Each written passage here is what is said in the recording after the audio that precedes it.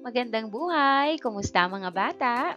Muli, ako si Teacher Aika, ang inyong magiging guro sa Arts 3, Quarter 4, Melt Base.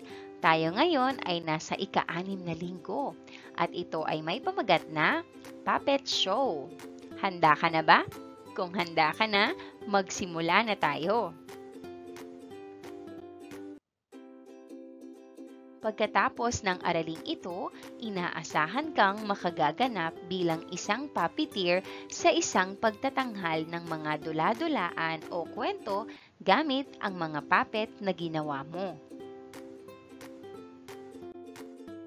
Pero, ano nga ba ang puppet show?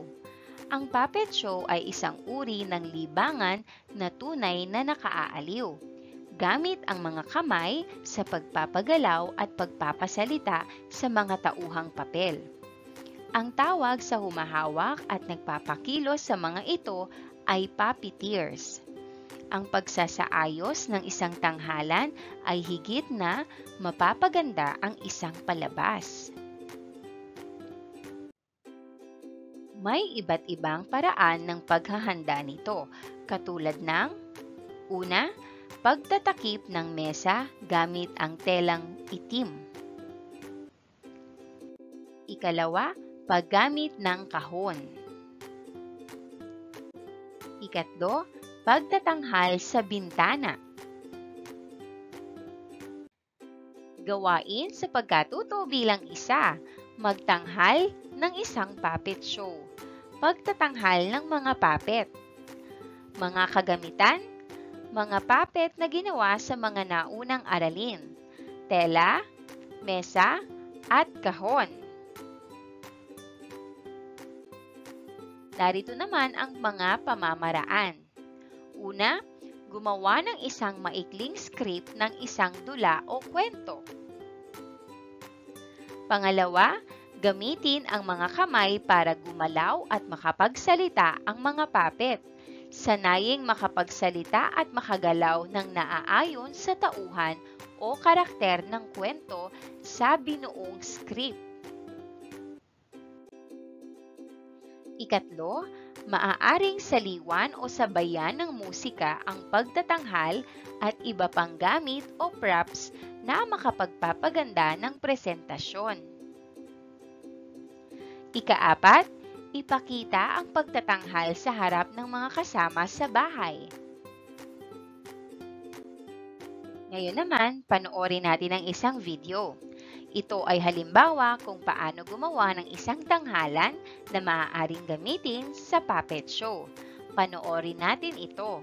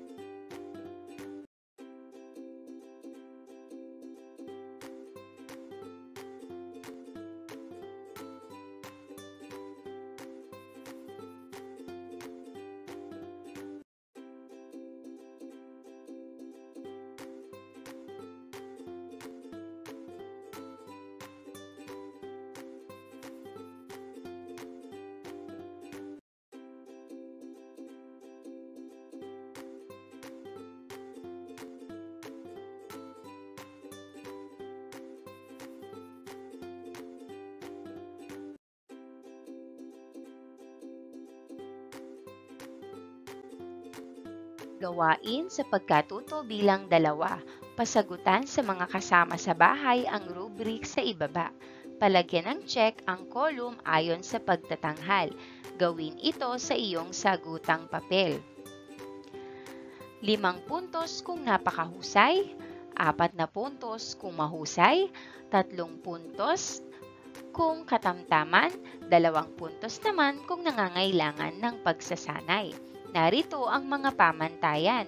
Una, naipakita ng buong husay ang pagganap. Ikalawa, maliwanag at angkop ang mensahe sa pagganap. Ikatlo, maayos ang ideya at kasiya-siya ang pagsasagawa ng pagtatanghal. At ikaapat, may aral na napupulot sa itinanghal.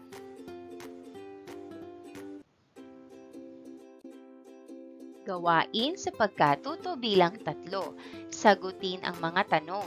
Gawin ito sa iyong sagutang papel. Una, ano ang kahalagahan ng pagtatanghal gamit ang iyong puppet? Maaari kang magbigay ng sarili mong opinyon tungkol dito. Para sa akin, ito ang sagot. Ito ay nagbibigay aliw sa mga manonood at nagsisilbing libangan o kaya hanap buhay ng mga taong gumagawa nito. Ikalawa, naipadama ko ba ang aking kaisipan at nararamdaman habang ginagampanan ko ang aking pagiging puppeteer? Paano? Isulat dito ang iyong nararamdaman habang ginagawa ninyo ang pagiging puppeteer. Para naman sa ating panghuling gawain, punan ng angkop na salita ang patlang upang mabuo ang talata. Piliin ang sagot sa ibaba at gawin ito sa iyong sagutang papel. Ang mga pagpipiliang salita ay ang mga pagpapasalita, puppet, puppeteers, libangan, at pagpapagalaw. Simulan na natin. Ang pagtatanghal ng mga puppet ay isang uri ng libangan na tunay na nakakaaliw gamit ang mga kamay sa pagpapagalaw at pagpapasalita sa mga tauhang puppet. Ang tawag sa humahawak at nagpapakilos sa mga ito ay tinatawag na puppeteers. Ulitin nga natin. Ang pagtatanghal ng mga puppet ay isang uri ng libangan na tunay na nakakaaliw gamit ang mga kamay sa pagpapagalaw at pagpapasalita sa mga tauhang puppet. Ang tawag sa humahawak at nagpapakilos sa mga ito ay tinatawag na puppeteers. Magaling mga bata!